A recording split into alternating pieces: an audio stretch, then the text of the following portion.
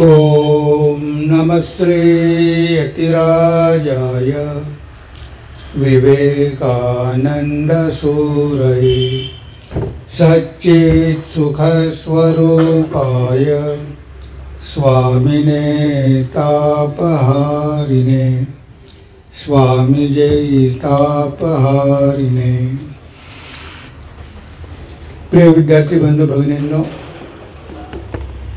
आणि वेगवेगळ्या ठिकाणावर आलेले काही भावप्रचार समितीचे सदस्य,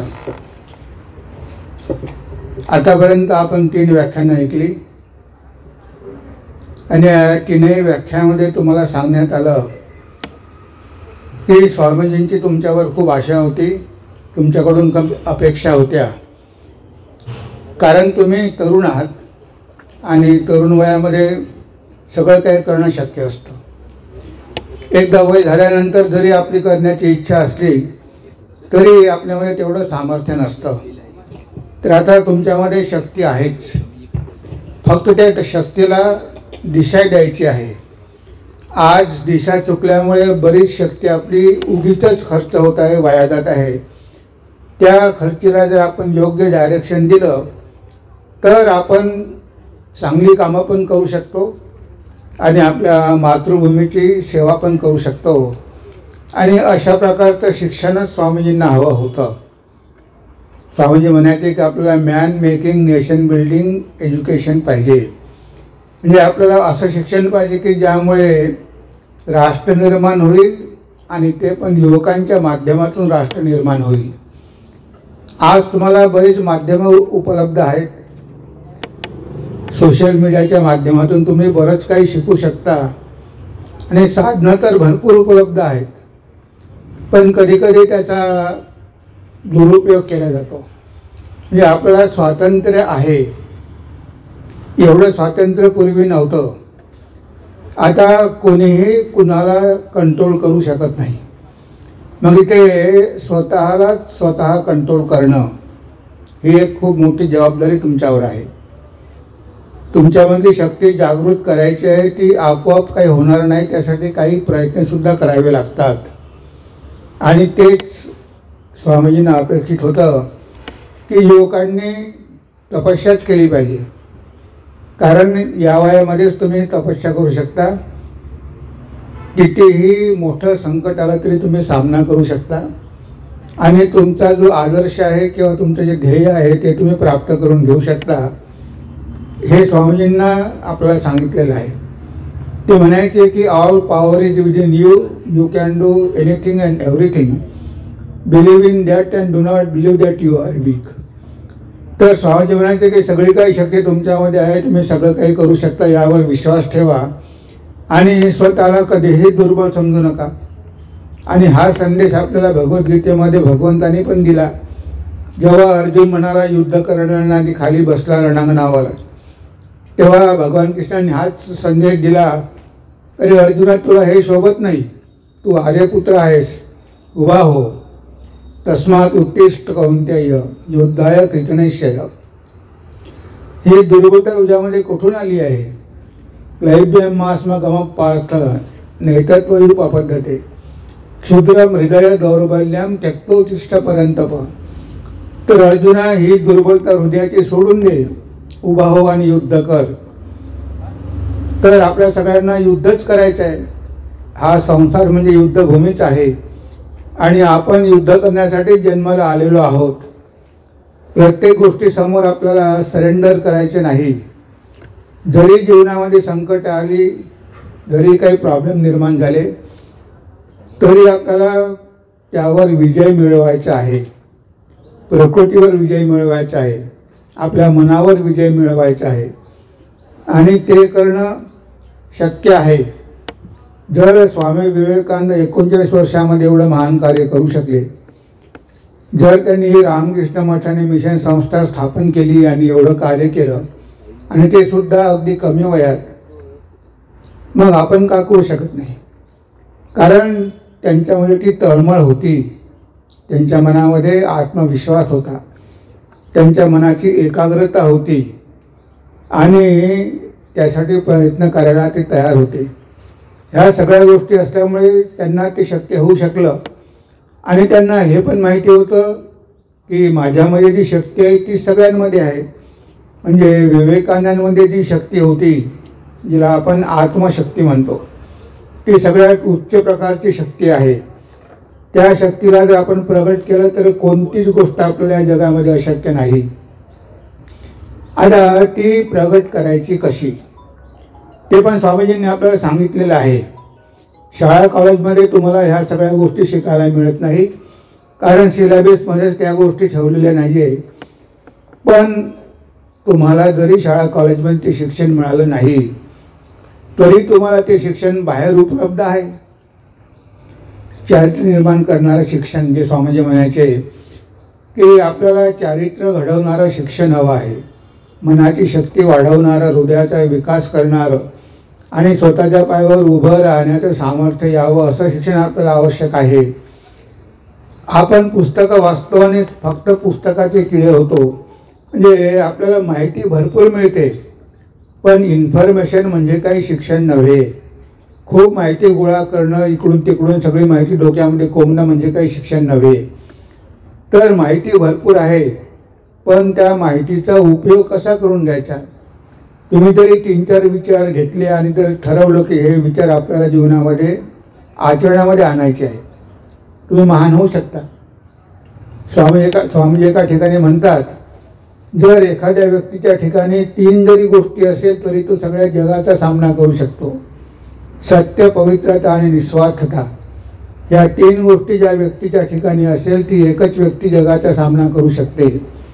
म्हणजे बघा, हे सगळं कशासाठी आहे? आपल्यामधली शक्ती जागी करण्यासाठी. इथे स्वामीजींनी म्हटलं आहे की सत्य, पवित्रता आणि निस्वार्थपरता, ह्या 3 गोष्टी आपल्यामध्ये असायला पाहिजे. आता सत्यावर आपली निष्ठा असली पाहिजे. बरेचदा आपण खूप बोलत असतो. आपल्याला माहिती आहे की आपला वेळ किती महत्त्वाचा आहे, 1-1 मिनिट महत्त्वाचा आहे. आणि आपण नुसता गप्पा करण्यामध्ये, टाईमपास करण्यामध्ये जर आपला वेळ खर्च केला, त्यापासून आपल्याला काहीही उपयोग होणार नाही. आणि जेव्हा आपण खूप बडबड करतो तेव्हा आपण कधीकधी बऱ्याच गोष्टी खोट्या पण बोलतो, कुणाची निंदा करतो, टवाळी करतो. हे सगळं आपण करून आपली एनर्जी वाया घालवतो. तर इथे त्या सगळ्या गोष्टीमध्ये आपली एनर्जी खर्च न करता जर आपण काही सकारात्मक गोष्टी घेतल्या, आता जर ठरवलं की नाही मी जीवनामध्ये सत्याचं आचरण करणार, बघा तुम्हाला समाजामध्ये किती चांगल्या प्रकारची प्रतिष्ठा मिळते. तुमच्या शिक्षकांनी सांगितलं की अरे उद्या 10 वाजता आपल्याला एक अमुक काम करायचं आहे, 10 वाजता तू तिथे ये.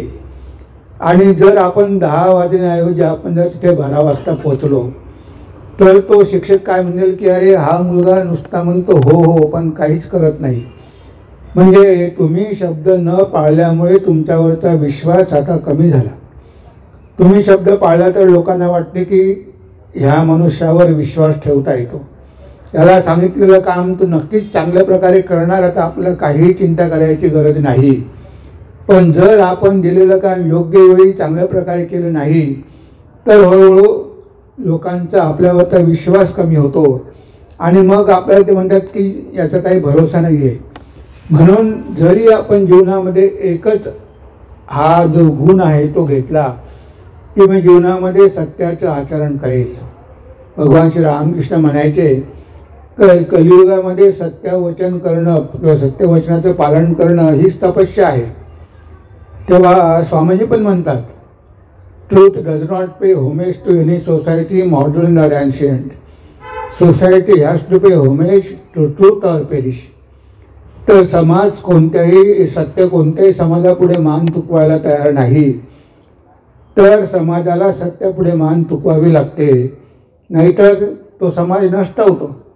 आज आपण बघतो किती लोक खोटे बोलून थापा मारून कसं तरी यश प्राप्त करून घेतात, पण ते खोटं नकली यश जास्त दिवस टिकू शकत नाही. तेवढ्या पुढे तुम्ही काम भागवून नेऊ शकता, पण शेवटी एक दिवस सत्य समोर येतच आणि मग मात्र आपली फजिती होते. तेव्हा जर आपण हा विचार केला की नाही सत्याचं आचरण केलं पाहिजे, कारण सत्याचं आचरण केल्यामुळेच माझ्या मनाची शक्ती वाढणार आहे. तर आपण अवश्य करू. पवित्रता, तर ह्या वयामध्ये पवित्रता जर आपल्या जीवनामध्ये असेल तर आपलं मन सहज एकाग्र होईल. आपल्याला माहिती आहे आपलं मन अपवित्र आहे, कारण आपल्या मनामध्ये खूप काही निगेटिव्ह विचार आहे, ज्याला आपण म्हणतो आपले शत्रू, काम, क्रोध, लोभ, मद, मोह, मत्सर. आता हे सगळ्यांना माहिती आहे की आपल्या मनाचे शत्रू आहे. आपल्याला क्रोध येतो खूप, आपण खूप इरिटेट होतो, आपण इतरांचा मत्सर करतो, द्वेष करतो, आपल्याला खूप पैशाचा लोभ असतो, पाहिजे पाहिजे पाहिजे. कितीही दिलं तरी कधीही समाधान होत नाही. कधीही 2 पैशाचा दानधर्म आपण करत नाही. लोक पैसे भरपूर कमावतात, करोड रुपये कमावतात, पण किती लोकांमध्ये ते हृदय असतं की नाही आपण समाजाच्या कल्याणासाठी काहीतरी केलं पाहिजे, आपण लोकांच्या सेवेसाठी काहीतरी खर्च केला पाहिजे. तुकाराम महाराज म्हणतात, जे कारंजले गांजले त्यासी म्हणे जो आपुले, तोची देव ओळखावा देव तेथेची जाणावा, तोची साधू ओळखावा देव तेथेची जाणावा. तर रंजना गांजलेंनी जो सेवा करतो, गडचिरोलीमध्ये आपल्याला माहिती आहे की प्रकाश आमटे, बाबा आमटे, विकास आमटे हे सगळे डॉक्टर आहेत, पण त्यांनी सगळं काही सोडून आदिवासी लोकांची सेवेला सुरुवात केली. डॉक्टर बंग आहेत, असे कितीतरी ह्या देशामध्ये होऊन गेलेले आहेत. तर ह्या लोकांनी ही प्रेरणा घेतली की ठीक आहे, आपल्याला भगवंताने दिलेलं आहे, पण आपल्याला जे काही समाजाकडून मिळालेलं आहे आपण समाजाची ऋणी आहोत, आपण ते समाजाला परत केलं पाहिजे. आता आपल्याला शिक्षण मिळालं, अमेरिकेत गेलो, ग्रीन कार्ड घेतलं, खूप पैसे कमावले, फ्लॅट घेतल्या, गाड्या घेतल्या, आणि आपला देश आणि आपल्या गरीबातले देशामधले गरीब देश बांधव यांच्याकडे आपल्या मनामध्ये विचार पण येत नाही. आता इन्फोसिसची सुधा मूर्ती, ती पण एवढी श्रीमंत आहे, पण किती ती दानधर्म करते, ट्रायबल भागामध्ये किती गरीब लोकांची सेवा करते. टाटा होते आपल्या देशामध्येच, तेव्हा स्वामीजी रतनलाल टाटांना भेटलेले होते, तेव्हा स्वामीजींच्या प्रेरणेमुळे त्यांनी केवढं मोठं कार्य केलं. जमशेदजी टाटापासून तर रतनलाल टाटापर्यंत ह्या सगळ्या लोकांनी नेहमी देशाचा विचार केला. त्यांनी पैसे तर खूप कमावले, पण त्यांनी समाजासाठी खूप चांगल्या गोष्टी पण केलेल्या आहेत. म्हणजे असे लोक आहे म्हणून आजही आपला समाज चाललेला आहे. त्यांची संख्या जरी कमी असेल, पण असे लोक आपल्या देशात मुळीच नाही असं नाही आहे. काही काही दानवीर पण आहेत. स्वामीजींनी अमेरिकेमध्ये रॉकफेलरला अशा प्रकारेच प्रेरणा दिली होती. त्याच्याकडे खूप पैसा होता, पण तो फारच कंजूस होता. स्वामीजी म्हणाले की तुमच्याकडे जो पैसा आहे रॉकफेलर, तो तुमचा नाही, तो भगवंताचा आहे. तो भगवंताच्या मुलांच्या सेवेसाठी तुम्ही वापरला पाहिजे, भगवंताच्या संतानासाठी वापरला पाहिजे. रॉकफेलरला त्यावेळेस वाईट वाटलं, त्याला वाटलं की माझा अपमान केला, पण त्याच्यावर परिणाम झाला आणि तेव्हापासून त्यानं खूप मोठ्या प्रमाणावर दानधर्म करायला सुरुवात केली. म्हणजे अशा प्रकारे स्वामीजींनी कितीतरी लोकांची जीवनं पूर्णपणे बदलून टाकली. तर इथे पावित्र्यता म्हणजे आपल्या मनामधला लोभ जर काढून टाकायचा असेल तर आपलं हृदय थोडं विस्तृत झालं पाहिजे. आपल्या हृदयामध्ये करुणा, प्रेम, दया, सेवाभाव ह्या गोष्टी आल्या पाहिजे. नाहीतर आपण जर आपला स्वार्थ बघत राहिलो, जरी आपण म्हणतो की भारत माझा देश आहे, सगळे भारतीय माझे बांधव आहे आणि मी त्यांची सेवा केली पाहिजे, आपण प्रार्थना खूप करतो, पण प्रत्यक्षात मात्र आपण काहीच करत नाही. तेव्हा आपल्याला हे ठरवायचं आहे की आज आपण जे काही आहोत ते समाजामुळे आहोत. आपल्यावर समाजाने संस्कार दिलेले आहे, मदत केलेली आहे, कॉलेजमधलं शिक्षण आपल्याला मिळते, हे सगळे कॉलेजेस सुरू केलेले आहे. या सगळ्यासाठी देशांनी आणि लोकांनी किती खर्च केलेला आहे. तेव्हा हे सगळं मला देशाकडून मिळालं आणि मला शिक्षण मिळाल्यानंतर मी हे समाजाचं ऋण माझ्यावरचं फेडल्याशिवाय राहणार नाही. ठीक आहे, तुम्ही अमेरिकेत गेला तरी असं नाही की अमेरिकेत गेला तर भारताची सेवा तुम्ही करू शकत नाही. भारताची सेवा तुम्ही नक्कीच करू शकता. स्वामीजी अमेरिकेमध्ये गेले होते, लोकमान्य टिळक गेले होते, सुभाषचंद्र बोस गेले होते, आंबेडकर गेले होते, गांधीजी गेले होते, सरदार पटेल गेले होते. हे सगळे विदेशामध्ये गेले, बॅरिस्टर झाले, वकील झाले आणि भारतामध्ये परत आले, भारत मातेची सेवा केली. मिस मार्गारेट नोबल एक ख्रिश्चन मुलगी होती. ती स्वामीजींच्या भाषणामुळे खूप प्रेरित झाली. ती म्हणाली की स्वामीजी मी काय करू. स्वामीजी म्हणाले की तुझ्यासारख्या मुलींची भारताला फार गरज आहे. कारण आज माझ्या भारतामध्ये शिकल्या सवरलेल्या मुली नाही.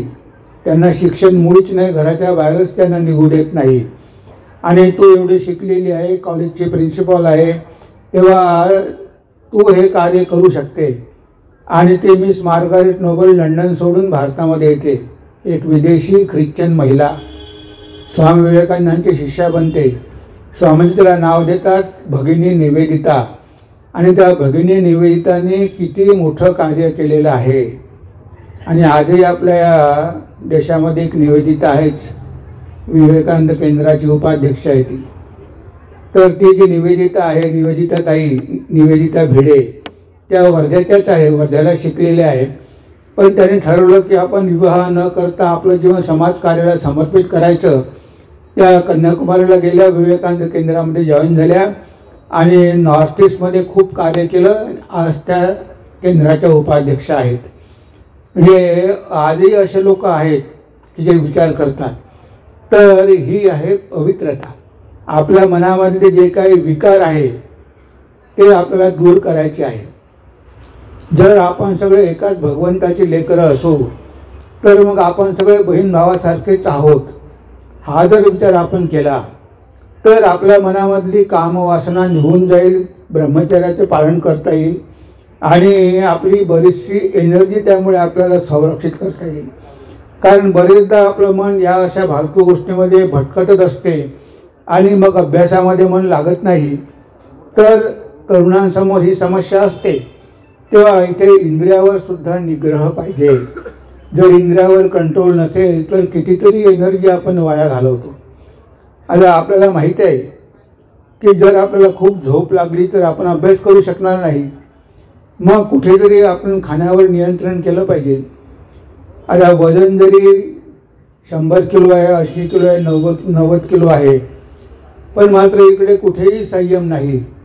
एखाद्या लग्नाच्या पार्टीला गेलो आणि आपण तिथे बघितलं की अरे खूप खाण्याचे पदार्थ आहे, मग आपण सगळ्यावर ताव मारतो. कारण पुन्हा ही संधी पुन्हा पुन्हा थोडी मिळणार आहे. आता माहीत आहे की पोटामध्ये जागा नाही आहे, पोट आपलं बिघडणार आहे, त्यामुळे आजारी पडणार आहे. पण त्यावेळेस खाण्यावर कंट्रोल नसतो. म्हणजे लोभामुळे आपण सगळं काही खात असतो. तेव्हा आपल्या शरीराला जेवढं आवश्यक आहे तेवढंच घेतलं पाहिजे. नाहीतर आपल्यामधलं तमोगुण वाढेल, झोप येईल, आळस येईल. आणि आळस आणि झोप आला तर आपण अभ्यास करू शकणार नाही, चांगलं कामही करू शकणार नाही. तर हे सगळं जीवनामध्ये करायचं आहे. जर आपल्यामधली शक्ती प्रगट करायची असेल तर ह्या गोष्टीचं आपल्याला जीवनामध्ये आचरण करावं लागेल. आपलं मन पवित्र करावं लागेल. हे विकार कमी करावे लागतील. तेव्हा हळूहळू मन आपलं एकाग्र होईल, आपल्यामधला आत्मविश्वास वाढेल आणि इतरांची सेवा करण्याची इच्छासुद्धा मनामध्ये निर्माण होईल. म्हणजे जेवढा जेवढा आपला स्वार्थ कमी होईल, जेवढ्या जेवढ्या आपल्या गरजा कमी होतील. कारण गरजा अशा आहे की त्या कधीही तृप्त होत नाही.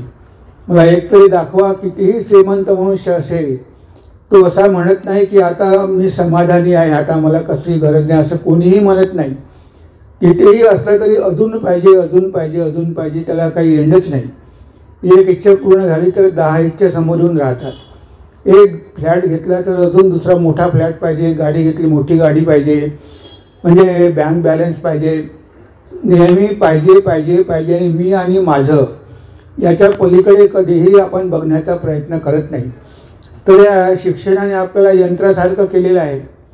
पैसे मॅन्युफॅक्चर करणारं यंत्र, त्याच्या पलीकडे काहीही नाही. आपण विसरून जातो की आपलं दुसरं डायमेन्शन पण आहे, आपलं आध्यात्मिक डायमेन्शन पण आहे. आपल्याला काही नुसतं भौतिकवादी व्हायचं नाही, नुसतं भोगवादी व्हायचं नाही. ते काही आपली संस्कृती नाही, ती पाश्चात्य संस्कृती आहे. इथे आपल्याला कुठेतरी संयम पाळायचा आहे. तेव्हा भारतीय संस्कृतीमध्ये ह्या सगळ्या गोष्टी दिलेल्या आहेत, पण आपल्याला त्या काहीच माहिती नाही. पूर्वी 7 वर्षाचा मुलगा, त्याचं उपनयन व्हायचं, त्याचा मंत्र मिळायचा, गायत्री मंत्र. त्या गायत्री मंत्राचा जप केल्यामुळे त्याचं मन पवित्र व्हायचं. धियो यो न प्रचोदयात, आपला तो गायत्री मंत्र आहेच. पण ह्या सगळ्या ज्या काही चांगल्या गोष्टी होत्या त्या हळूहळू निघून गेल्या आहेत. त्यामुळे युवकांमध्ये कधीकधी खूप नास्तिकता येते. मी काहीच मानत नाही की ह्या गोष्टीची मला गरजच काय आहे. म्हणजे असं जेव्हा आपण म्हणतो तेव्हा आपण आपल्यालाच फसवतो. शेवटी आपण केलेल्या कर्माची फळं आपल्यालाच भोगावी लागणार आहे. आपण म्हणतो की ते कुठे माहिती आहे, मेल्यानंतर काय होणार आहे ते कुणाला माहिती आहे. पण मेल्यानंतरसुद्धा तुम्ही जसं पेराल तसंच उगवेल. तुम्ही चांगले कर्म केले तर तुम्हाला चांगली फळं मिळतील, वाईट केले तर वाईट मिळतील. हा तर नियमच आहे ना. म्हणून स्वामीजी म्हणतात की तुमची वाईट कर्म, वाईट विचार, वाईट शब्द जर एखाद्या वाघाप्रमाणे तुमच्यावर झेप घ्यायला तयार असेल तर तुमची चांगली कर्म, चांगले विचार हे हजारो लाखो देवदूतांसारखे तुमचं रक्षण करण्यास नेहमीच सज्ज आहेत. म्हणजे आपण जे वाईट केलं आहे ते आपण नलिफाईड करू शकतो. त्यालाच वाईट कर्माला तर आपण पाप म्हणतो. परोपकाराय पुण्याय पापाय परिपीडनाम. इतरांना त्रास देणं हेच पाप आहे आणि इतरांना मदत करणं हेच पुण्य आहे. तर आपण जर वाईट गोष्टी केल्या म्हणजे पाप कर्म केलं तर पुण्यकर्म केल्यामुळे ते पाप कर्म आपण धुवून काढू शकतो. शेवटी चांगल्या कर्माची फळं मिळणारच. आपण नुसता द्वेष करून काही उपयोग नाही. अरे त्याला एवढे मिळालं ते आपण ईर्ष्या करतो की त्याला तेवढं कसं मिळालं. त्यानं काहीतरी चांगले कर्म केलेले असेल. तो तर तेवढा हुशार विद्यार्थी नव्हता पण त्याचं सिलेक्शन कसं काय झालं UPSCला. मी एवढा अभ्यास केला, मला सगळ्या परीक्षेमध्ये चांगले मार्क मिळाले पण माझं सिलेक्शन झालं नाही, 1 मार्कानं मी नापास झालो. तिथे त्याच्यावर भगवंताची कृपा झाली म्हणजे त्यानं काहीतरी केलेलं असेल. नामदेव महाराज म्हणतात जन्मोजन्मी आम्ही बहुपुण्य केले तेव्हा या विठ्ठले कृपा केली. म्हणजे भगवंतानं काही आपोआप कृपा केली नाही, तो काही आपोआप कृपा करत नाही. तर जन्मोजन्मी आम्ही बहुपुण्य केले, अनेक जन्मामध्ये अनेक पुण्यकर्म केली म्हणून या जन्मात नामदेव महाराज झाले. म्हणून मला भगवंताचं दर्शन झालं. तर इथे पुण्यकर्म करणं, चांगले कर्म करणं हे प्रत्येकाचंच कर्तव्य आहे. इतरांना त्रास देऊ नये, शक्य झाली तेवढी सेवा करावी. आणि इथे विवेकानंद कॉलनीमध्ये हा मठ आहे. आता इथे तुम्ही स्वयंसेवक होऊ शकता. तुम्ही कधी मध्ये येऊन तुम्ही तिथे कार्यामध्ये भाग घेऊ शकता कारण ही एक प्रकारची संधी आहे. आणि आता इथे युथ सर्कल पण आहे, विवेकानंद स्टडी सर्कल, त्यामध्ये भाग घेऊ शकता. गाडगे महाराज युनिव्हर्सिटी आहे. तर बघा गाडगे महाराजांना शिक्षण नव्हतं. आता काहीही शिक्षण अशिक्षित असलेला मनुष्य समाजामधले सगळे अंधविश्वास दूर करतो. त्याला ते काय ते देवीला प्रसन्न करणं, कोंबडे बकरे कापणं हा म्हणजे काही धर्म नाही आहे. म्हणजे गाडगे महाराजांनी गावागावामध्ये जाऊन लोकांमधले अंधविश्वास दूर केले. अरे तुम्ही गावामध्ये घाण करून ठेवता त्यामुळे कॉलरा होतो, त्या देवीचा कोप झाल्यामुळे काही कॉलरा आणि प्लेग होत नाही. हे गाडगे महाराजांना शिक्षण न घेताही माहिती होतं आणि आपण शिकले सवरले असूनही आपल्याला ते कळत नाही. तर त्यांनी हातामध्ये झाडू घेऊन गावं साफ करायला सुरुवात केली. त्यांनी स्वच्छता अभियान सुरू केलं आणि आज त्यांच्या नावाने गाडगेबाबा युनिव्हर्सिटी नाशिकमध्ये, इथे अमरावतीमध्ये आहे. म्हणजे त्यांनी केलेल्या कार्याची ती एक त्यांना पोचच मिळालेली आहे. तर अशा प्रकारे त्यांना जास्त काही खूप शिक्षण होतं असे नाही पण त्यांना माहिती होते की प्रॉब्लेम कुठे आहे, समाजामध्ये प्रॉब्लेम कुठे आहे. आणि ते सगळे प्रॉब्लेम दूर करण्यासाठी या संतांनी, तुकडोजी महाराज त्यांनी ग्रामगीता लिहून केलेलं आहे कार्य, गाडगे महाराज विदर्भामध्ये झालेले आहे. ह्या सगळ्या लोकांनी समाजाला कसं आपल्याला चांगलं करता येईल ह्यासाठीच आयुष्यभर प्रयत्न केले. आणि एवढं सगळं आपल्याकडे उपलब्ध असून सुद्धा आपण त्याचा काहीही जीवनामध्ये फायदा करून घेत नाही. आणि शेवटी आपण ठरवून टाकतो की आम्हाला या सगळ्या गोष्टीची काही गरज नाही, आम्ही जसे आहोत तसेच बरे आहोत. म्हणजे चांगलं होण्याची जर इच्छाच नसेल तर चांगलं होणार कसे. तुमच्या मनामध्ये जर बुद्धीमध्ये विवेक शक्ती नसेल, कारण विवेक शक्ती खूप आवश्यक आहे. बुद्धिमान आहे म्हणजे काय आहे, खूप जास्त मार्क मिळते म्हणून बुद्धिमान होत नाही. तर मनामध्ये विवेक आहे ह्या जगात चांगल्या आणि वाईट दोन्ही गोष्टी आहे. आपल्याला त्यामधलं चांगलं चांगलं निवडायचं आहे, वाईट वाईट सोडून द्यायचं आहे. आणि हे कोणी काही सांगणार नाही, आपल्याला स्वतःला ठरवायचं आहे. स्वामी विवेकानंद एका ठिकाणी म्हणतात, anything that makes you weak physically, mentally, intellectually, spiritually is just like a poison. जे काही तुम्हाला शारीरिक, मानसिक आणि आध्यात्मिक दृष्टीनं दुर्बल करणारं असेल त्याचा विषाप्रमाणे त्याग करा. आता आजकाल कितीतरी तरुण ड्रग घेतात, स्मोकिंग करतात. आणि आश्चर्याची गोष्ट म्हणजे मोठमोठ्या शहरामध्ये मुली पण करतात. आता स्मोकिंग करणं, ड्रिंकिंग करणं, ड्रग घेणं हे सगळं आपल्याला माहिती आहे काही दुर्बल करणार आहे शारीरिक आणि मानसिक दृष्टीनं. आता हे जर माहिती असूनही जर आपण सोडू शकत नसू म्हणजे आपल्याला चांगल्या आणि वाईटामधला फरकच कळत नाही. धर्म आणि अधर्म काय हेच आपल्याला कळत नाही. आपण सगळं काही घेतो म्हणजे आपल्या मनाची शेवटी आपण काय करतो, कचरापेटी करतो, डस्टबिन करतो, सगळा कचरा जमा करतो. म्हणजे कचरा बाहेर काढून टाकण्याऐवजी नवीन कचरा आपण दरवर्षी जमा करत राहतो. आणि मग एक दिवस तो कचरा सडल्यानंतर काय होतं, डोकं बिघडतं, लोक डिप्रेशनमध्ये जातात, पागल होतात, काय काय होतात, काय काय आजार होतात, मानसिक आजार. तर ह्या सगळ्या गोष्टी आपल्याला दूर ठेवायच्या आहे जेणेकरून आपण त्यांचं गुलाम होता कामा नये. मन शेवटी आपलं नौकर आहे, मन काही आपलं मालक नाही. आपलं मन आहे तेव्हा आपल्या मनावर आपला कंट्रोल पाहिजेच. जसं मन म्हणेल तसंच थोडं वागायचं असतं. त्या घरून आईने केलेला नाश्ता तुम्ही खाऊन आलेले आहे, हॉटेलसमोरून आले आहे, मस्त वडापाव समोसा वास येतो आहे आणि लगेच इच्छा होते की जाऊन काहीतरी खाल्लं पाहिजे, 2 वडे खाल्ले पाहिजे वडापाव. आता घरून नाश्ता करून आलेले आहे, चांगला घरचा नाश्ता आहे, पोट भरलेलं आहे. आता हॉटेलमध्ये जाऊन वडापाव खाण्याची गरज काय आहे. पण तो वास आलेला आहे, जिभेला पाणी सुटलं आणि आपला कंट्रोल गेला. आणि आपण तेव्हा विचार करत नाही की अरे आपल्याला काही गरज नाही आता पोटाला, आपण खाल्लेलं आहे, तरी आपण जाऊन खातो. म्हणजे ह्या सगळ्या गोष्टी कशामुळे होतात, कारण आपण कधी विचारच करत नाही शरीराचं काय होईल. हे आपण सगळं खाल्लं, ते तेल कसं आहे, माशा बसलेल्या आहे, किती घाणेरडे लोक असतात आणि कधीचा माल आहे, कालच्या काही भाज्या ठेवलेल्या असेल, हे सगळं आपण कधीच विचार करत नाही की आपण खातो आहे ते खरोखरच शुद्ध आहे का, त्यामध्ये किती घाण आहे, किती वाईट पदार्थ आहे. आणि तरी जिभेला चांगलं लागते म्हणून आपण स्वाद घेण्यासाठी खातच राहतो. तेव्हा ह्या सगळ्या गोष्टीचा विचार केल्याशिवाय आपल्याला सोडता येत नाही. आणि विचार करून तुम्ही एकदा ठरवलं की नाही आपल्याला हे वाईट आहे, आपल्यासाठी हे चांगलं आहे, मग मनामध्ये दृढ निश्चय पाहिजे. जे वाईट आहे ते मी सोडलंच पाहिजे. कितीही मला त्रास झाला तरी मी असा निश्चय केला पाहिजे, दृढ निश्चय केला पाहिजे की नाही मला सोडायचीच आहे. 8 वाजेपर्यंत झोपून राहणं म्हणजे ते तमोगुणाचं लक्षण आहे. मला माहीत आहे की ते माझं ही प्रगती करून देणार नाही.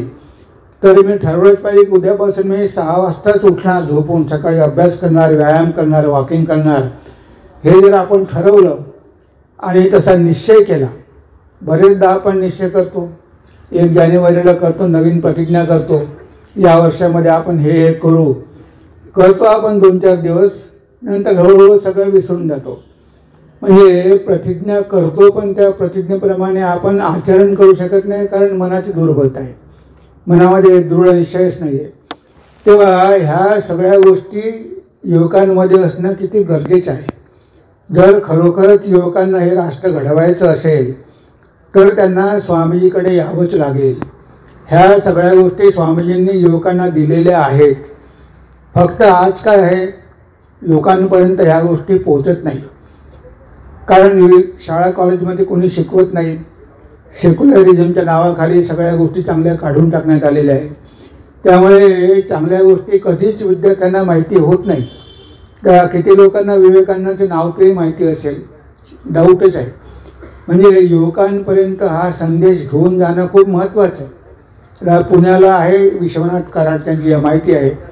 MITमध्ये खूप असे कार्यक्रम ठेवत असतात, आम्ही लोक पण जात असतो. तर त्यांचा आदर्श विवेकानंद आणि संत ज्ञानेश्वर महाराज आहे, विज्ञान आणि अध्यात्म. तर अशा प्रकारे असे लोक आहे, काही काही त्यांच्या संस्थांमध्ये ते विद्यार्थ्यांपर्यंत ह्या गोष्टी पोहोचवतात. 12 जानेवारीचा कार्यक्रम मोठ्या प्रमाणावर आयोजित करतात हजारो लाखो विद्यार्थी त्यामध्ये भाग घेतात.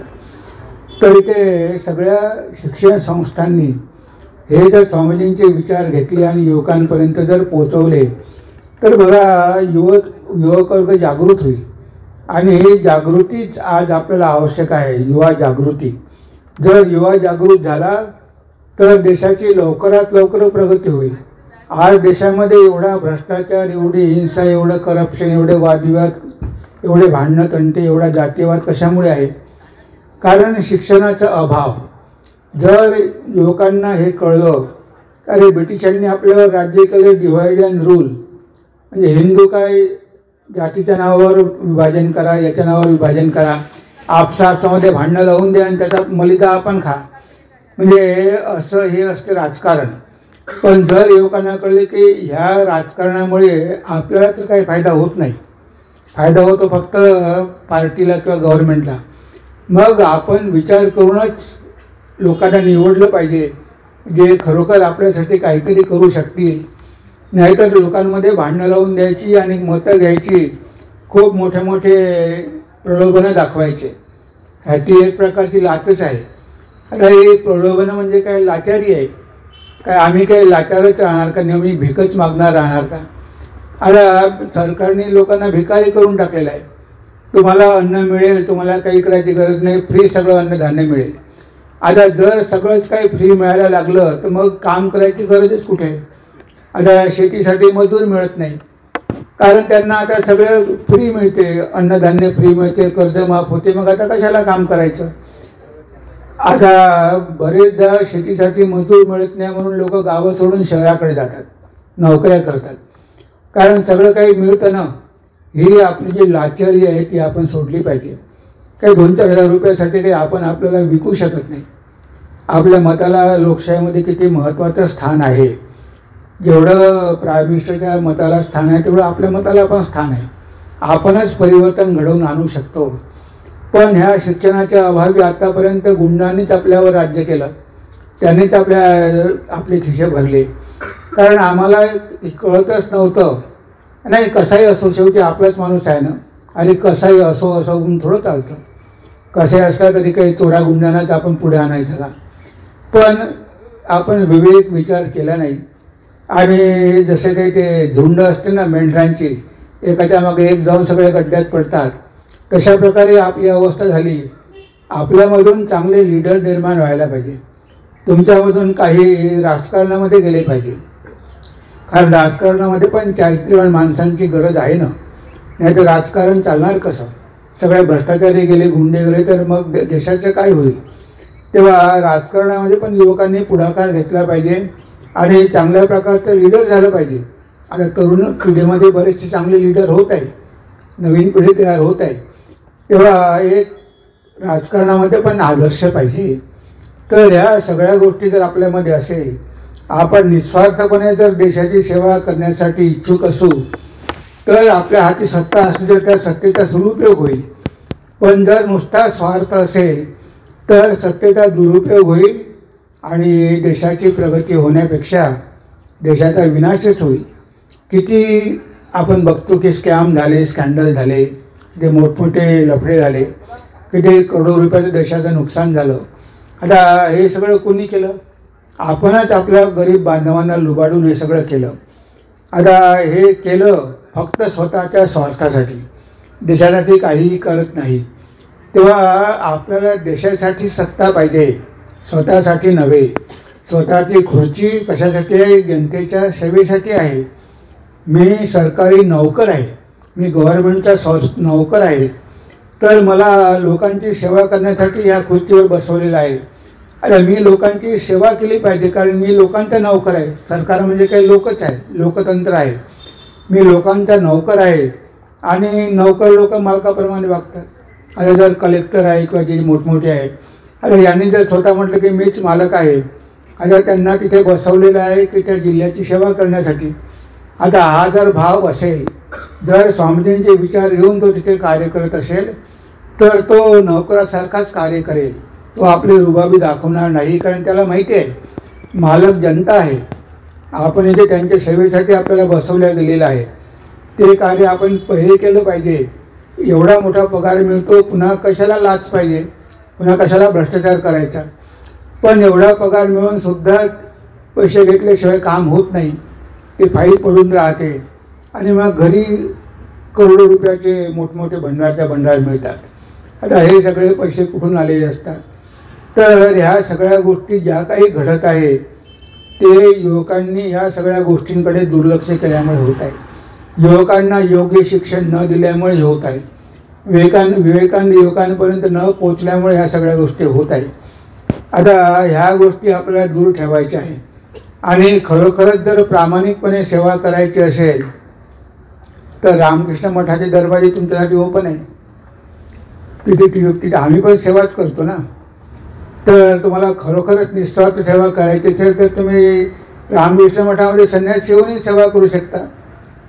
मुली शारदा मठामध्ये संन्यासिनी होऊ शकतात. म्हणजे असं नाही की संधी नाही, संधी आहे. स्वामीजींनी दोन्ही मठ केलेले आहे. त्यांचा विचार होता शारदा मठ व्हावा, पहिले व्हावा, पण तो नंतर झाला. त्या शारदा मठही आहे, पुण्याला सुद्धा आहे शारदा मठ, आणि बऱ्याच मुलं मुली इथून अमरावती येऊन जातात. पण त्यांच्या कार्यक्रमाला युवती शिबिर होते, बरेच शिबिर होतात. तेव्हा जर कुणाला संपूर्ण त्याग करून देशाची सेवा करायची असेल आणि आपली आध्यात्मिक प्रगती करून घ्यायची असेल, रामकृष्ण मठाचा उद्देश तेच आहे. आत्मनो मोक्षार्थम जगद्हितायच. स्वतःच्या मोक्षासाठी आणि जगाच्या हितासाठी रामकृष्ण मठ स्वामींनी स्थापन केले आहे. इथे कुणाचाही काहीही स्वार्थ नाही, कुणालाही पगार मिळत नाही, कुणाला काही मिळत नाही, पण तुमची राहण्याची खाण्याची व्यवस्था मात्र केली जाते. तर जर कोणाच्या मनामध्ये असं असेल की आपण नाही, आपल्या जीवनाचे ध्येय जे आहे मुक्ती, हे जन्ममरणाचं बंधन आपण तोडलं पाहिजे आणि आपण आध्यात्मिकतेमध्ये आत्मलाभ करून घेतला पाहिजे, आत्मसाक्षात्कार केला पाहिजे, हे जर कोणाला वाटत असेल तर त्यासाठी रामकृष्ण मठामध्ये पण आहेच, ती संधी उपलब्ध आहेच. तेव्हा ह्या सगळ्या संध्या आपल्याला उपलब्ध आहे. कोणत्याही क्षेत्रामध्ये आपण कार्य करू शकतो जर आपलं चरित्र चांगलं असेल तर. नाहीतर मग आपण कुठेही जरी असलो तरी आपण भ्रष्टाचारच करू, आळस करू, काम करणार नाही, तिथे पण आपण स्वार्थी होऊ शकतो. म्हणजे असं नाही की रामकृष्ण मठामध्ये आल्यामुळे काही मनुष्य स्वार्थी होत नाही किंवा आळशी होत नाही. आता काय आरामात फुकटमध्ये खाण्यापिण्याला राहायची चांगली व्यवस्था होते ना, मग काय कसं तरी थोडंफार काम केलं म्हणजे झालं, असं नाही. इथे आपण स्वामी विवेकानंदांचे सैनिक आहोत, ते आपले सरदार आहे. स्वामीजी हमारे सरदार, हम उनके सरदार. कदम कदम हम आगे बढ़ेंगे लेकर सेवा कार्य का भार. नहीं रुकेंगे नहीं झुकेंगे नहीं स्वीकारे हार. कदम कदम हम आगे बढ़ेंगे लेकर सेवा कार्य का भार. तर जर आम्ही स्वामीजींचे सैनिक आहोत, स्वामीजी आमचे सरदार आहे, ते आमचे कॅप्टन आहे. आता त्यांचं स्वप्न आम्हाला साकार करायचं आहे, त्यासाठी आपल्याला भरपूर मरेपर्यंत कार्य करायचं आहे. ही प्रेरणा जर असेल तरच रामकृष्ण मठामध्ये येण्याचं सार्थक होईल. नाहीतर ही प्रेरणा नसेल आणि आता काय लग्न होत नाही, नोकरी मिळत नाही, वैताग आलेला आहे, आता काही उपयोग नाही संसारात राहून, संसाराने आपल्याला रिजेक्ट केलेला आहे, कोणी विचारत नाही, चला मग रामकृष्ण मठामध्ये आहेच त्याची जागा आपल्यासाठी खाली. अशा प्रकारे फेल्युअर झालेला कॅन्डिडेट काही मठामध्ये यशस्वी होऊ शकणार नाही. अशा प्रकारचा मनोभाव घेऊन आलेले कधीही तिथे टिकू शकणार नाही. कारण इथे तर तुम्हाला अजून जास्त काम करावं लागतं आणि ते मरेपर्यंत करावं लागतं. तुम्ही असं म्हणू शकत नाही की झालं आता 60 वर्ष आता रिटायरमेंट घ्यायची आणि बसायचं, असं नाही होऊ शकत. जोपर्यंत तुमचं शरीर काम करते तोपर्यंत तुम्हाला काम करतच राहावं लागेल. आता आमचे सध्याचे जे अध्यक्ष महाराज आहे गौतमानंदजी, त्यांचं वय 96 वर्षाचं आहे, 96, पण अजूनही ते इतके ॲक्टिव्ह आहे. आत्ताच राजकोटला, बरोड्याला, अहमदाबादला जाऊन आले आणि सगळ्या भारतामध्ये फिरतात आणि वय आहे 96 आणि तरीही त्यांना रिटायरमेंट नाही. म्हणजे बघा 96 वर्षामध्ये पण त्यांची बॉडी खूप चांगली आहे, दररोज व्यायाम करतात, ठणठणीत आहे आणि चालू फिरू शकतात, बोलू शकतात, व्याख्यान देऊ शकतात. म्हणजे एवढं सामर्थ्य त्यांच्यामध्ये आहे 96 वर्षापर्यंत. म्हणजे ही एनर्जी आपल्यामध्ये आहेच, पण ह्या लोकांनी योग्य प्रकारे तिचा वापर केल्यामुळे ती वाढली. म्हणून शेवटपर्यंत त्यांची शक्ती कमी झाली नाही, उलट वाढतच गेली. पण आपली शक्ती कमी कमी होत जाते आणि आपण स्वतःला ठरवतो की नाही आता मी म्हातारं झालो. म्हातारं होणं किंवा तरुण होणं हे वयावर अवलंबून नाही. तुम्ही तरुण पण म्हातारपणे सुद्धा तरुण राहू शकता. इथे कितीतरी म्हातारे पण तरुणासारखं अजूनही ते काम करतात. आमच्या मठामध्ये एक पेंडचे काका होते, 70 वर्षाचं वय, पण सगळ्या भारतामध्ये जेव्हा आम्ही महाराष्ट्रामध्ये रथयात्रा केली त्या रथयात्रेमध्ये 3 वर्षे त्यांनी घोड्यासारखं काम केलं. मोठे मोठे बॉक्सेस उचलायचे, हे करायचे, ते सकाळी उठायचे 5 वाजता, सगळ्यांना उठवून द्यायचे. खूप त्यांच्यामध्ये स्पिरिट होतं, पण वय 70च्या जवळपास होतं, 70-75. म्हणजे म्हातारे झाले म्हणून कार्य करू शकत नाही असं नाही आहे. त्यांना कॅन्सर झाला म्हणजे मला की मला कॅन्सर झाला ते मला स्वामीजी बरं करून देईल माझा विश्वास आहे, आणि बरे झाले, पुन्हा कामाला लागले. म्हणजे अशा प्रकारचा जर विश्वास असेल, प्रेम असेल, भक्ती असेल, आपल्या ध्येयाप्रती जर आपली निष्ठा असेल तर मनुष्य कधीच म्हातारा होत नाही. तो मरेपर्यंत तरुणच राहतो, कारण त्याचं ते स्पिरिट राहतं. ते स्वामींचं स्पिरिट कधी म्हातारं होत नाही. आणि शरीर जरी म्हातारं झालं तरी ते तुमच्यामध्ये स्पिरिट तुमच्याकडून कार्य करून घेते, तुम्हाला काही गप्प बसू देत नाही. तर ह्या सगळ्या गोष्टी तुम्ही लक्षात ठेवा. आता मला वाटतं मी फार वेळ घेतलेला आहे, पण आता इथे इतके युवक आलेले आहे आणि तुम्ही इथून काहीतरी संदेश घेऊन गेला पाहिजे. आणि सगळे काही तुम्हाला लक्षात ठेवायची गरज नाही, पण जे काही थोडंफार तुम्हाला पटलेलं असेल त्या गोष्टी तुम्ही जर आचरणामध्ये आणल्या तरच तुमच्या जीवनामध्ये बदल घडेल. नाहीतर नळी फुंकली सोनारे इकडून तिकडे गेले वारे. गेलो होतो मठामध्ये, कार्यक्रम खूप छान झाला, स्वामी लोक खूप छान छान बोलले. अरे पण काय बोलले नाही ते विचारू नका, ते आम्ही तिथेच ठेवून आलो सगळं. ते कशाला घरपर्यंत घेऊन जायचं. मग असं जर केलं तर मग मात्र जसे आहात तसेच राहा, तुमच्यामध्ये काहीही बदल घडून येणार नाही. तेव्हा शेवटी आपल्यामध्ये बदल व्हावा असं जर तुम्हाला वाटत असेल तरच तुमच्यामध्ये बदल होईल. नाहीतर कॉलेजने सांगितलं, शाळेने सांगितलं, जा तिथे मठामध्ये एक कार्यक्रम आहे तुम्ही अटेंड करा म्हणून आम्ही आलो, आमची काही इच्छा नव्हती, जबरदस्तीने पाठवलं, अटेंडन्स घेणार आहे, अशा प्रकारचा भाव घेऊन जर तुम्ही इथे आलात तर तुम्ही नुसते टाईमपास कराल. चला एक काम तरी संपलं, आपण जाऊन कसं तरी बसलो तिथे, असं कधीही होता कामा नये. आपण आलो ही आपल्यावर भगवंताची कृपा म्हणायची, कारण आपल्याला इतरांना न मिळता आपल्याला ही संधी मिळालेली आहे. आपण गेल्यामुळे आपल्याला बऱ्याच काही चांगल्या गोष्टी कळलेल्या आहे. आता आपण नक्कीच इतरांपासून काहीतरी वेगळं होण्याचा प्रयत्न करू. म्हणजे ही तुम्हाला भगवंताने दिलेली एक सुवर्ण संधी आहे, जिचा तुम्ही चांगल्या प्रकारे उपयोग करून घ्या आणि स्वतःमधली प्रेरणा जागी करा. बाहेरून कितीही सांगून काही होत नाही, हे सगळं काही आतून आलेलं पाहिजे. वरून बाहेरून नियम लागल्यानं, कायदे केल्यानं बदल घडत नाही. लोकांनी बदलायचं ठरवलं पाहिजे तरच बदल घडू शकतो. तेव्हा तुम्ही ठरवा की तुम्ही जसे आहात तसे पुढल्या वर्षी राहणार नाही. तुमच्यामध्ये काहीतरी बदल घडून आलेला असेल आणि जेव्हा इथे असे कार्यक्रम झाले तेव्हा आवर्जून तुम्ही त्यामध्ये भाग घेण्याचा प्रयत्न करा. कारण ह्या गोष्टी एक वेळा ऐकून होत नाही, परत परत पुन्हा ऐकाव्या लागतात. नाहीतर काय, इथून गेल्याबरोबर तुमची बॅटरी डिस्चार्ज होते, मग पुन्हा तुम्हाला चार्जिंग करावी लागते. तेव्हा दररोज तर काही चार्जिंग करू शकत नाही, पण स्वामीजींची पुस्तकं घेऊन जा, दररोज थोडं वाचत जा. म्हणजे पूर्ण 100% काही तुमची बॅटरी खाली होणार नाही. आणि मग वर्षातून एखाद्या वेळेस येऊन इथे पूर्ण चार्जिंग करून जा, म्हणजे वर्षभर पुन्हा ती चालेल. तेव्हा बराच वेळ घेतलेला आहे. अजून एक स्वामीजी बोलणार आहे, स्वामी विष्णुपादानंदजी. तेव्हा इथेच मी माझ्या 4 शब्दाला विराम देतो आणि सगळ्या तुम्हाला हार्दिक शुभेच्छा देतो नववर्षाच्या. नमस्कार, धन्यवाद.